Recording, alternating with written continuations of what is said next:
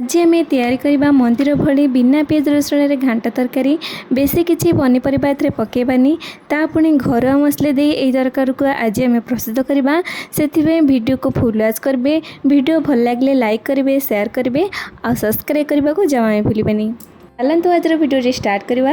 Video start करने पूर्व अपना समस्त को नमस्कार। आम यूट्यूब चैनल दृष्टिस किचन ओडिया रे अनेक अनेक स्वागत। साधा तरकारी बनाया मुझे किसी परिवा नहीं परिवार ये अच्छी 200 ग्राम पाखापाखि सारू तापर ये 150 ग्राम पाखापाखि खंभ आलू बा माटी आलू तापर ये 100 ग्राम पाखापाखि कखारू आ गोटे कंचा कदली तरकार को जेहेतु आम मंदिर भली तैयारी करुचे आलू और बैगण को मु पकईनी आपण चाहिए एथरे आउ किछि ग्रीन परिबा पकई पारिबे। ए सब को मु छोट छोट कर काटिकी नहीं आसी। बास गोटे कथा ध्यान रखिए खंभ आलू और सारू को भल देखिकी नेबे जेमिति भल से सिझी पारुथिबो साइड रखा और नेक्स्ट प्रोसेस को जीवा। एबे देखि पारथिबे मु ए पानी रे 4 ରୁ 5 घंटा कला बुट और फाड़ बुट को बतुरे की रखी देती भल भाव में बतुरे जीव या आपण राति सारा भिजे की रखिपारे। बे बुट सब को भल भाव में 3 ରୁ 4 थर भल भाव में धोईकी नहीं आसवा। देखि पारथिबे मु ए बुट को भल भाव में धोईकी नहीं आसी। एबे गोटे प्रेसर कुकर नबा और ये कला बुट और फाड़ बुट को देदेबा। आपण कला बुट सहित काबुली बुट और मटर को मध्य भिजेकी नहीं पारिबे। पर आगुरी जो सब पनीपरिया काटिकी रखी से परिबा को एथरे ऐड कर नबा। बुट को ये भल भाव में सिझापी मुझे तले रखी तापर पनीपरिया सब दे सारा पर पानी देबा। गोटे ग्लास पाखापाखि पानी देबा। चेक करना जमी पानी टिके ऊपर को उठिबो से भलिया ही पानी नेबे। पानी जदि आम अधिक देसे तरकारी पानिया हो भल लगे एमती हाथ में चेक करने जमी परिवा गुड़ को भल भाव में बुड़ी जाऊँ से भाया पानी नेबे। यापर आम ये देवा स्वाद अनुसार लुण और गोटे चमच पाखापाखि हल्दी तापर ये हाफ कप भजा मुग डाली आउ तार अधा हरड़ डाली एबे आपको सब प्रेसर कुकर में देदेबा।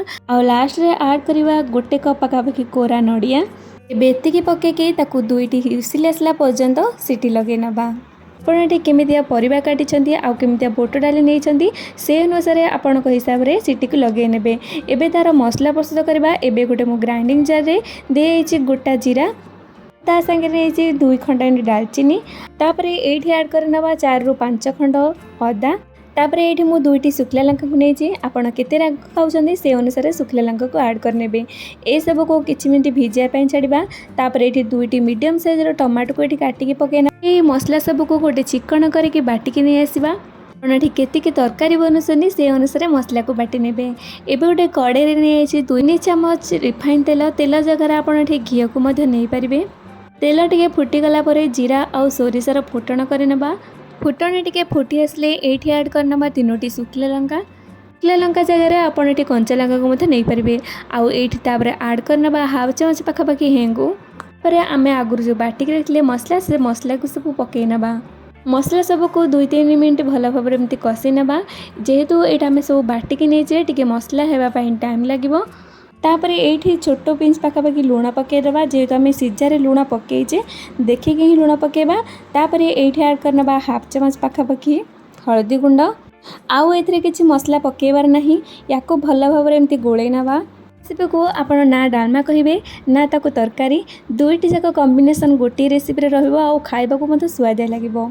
मसला टिके तळी लग जायतला सेति मसला पानी टिके एठी ऐड करनबा आउ ताको भल भाव में चलै नबा। मसला पाखापाखि हो सारा पर आउ साधा तरकारी को बहुत ही टेस्टी बनाया ये आम ऐड करवा किसी कस्तूरी मेथी।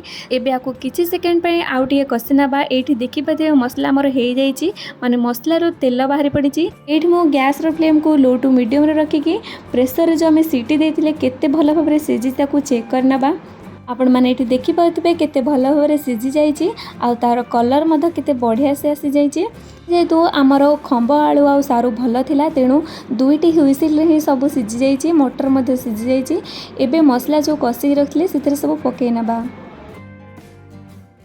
मसला सब पकई सारा पर या भल भाव में 2-3 मिनट एमती गोले नबा। आउ जदि पानी टिके कम लगु थाए ताले गरम पानी देके आपण फुटई नेबे। एबे हमर रेडी हे बिना पियाज रसुण रे आ घर मसला देके साधा तरकारी भली तरकारी करिया पई तो मो पाखे सक्षम नहीं किंतु हाँ मंदिर भली करिया पई चेष्टा करिछि। आशा करछि आपण मानकु वीडियोटी भल लागिथिबो।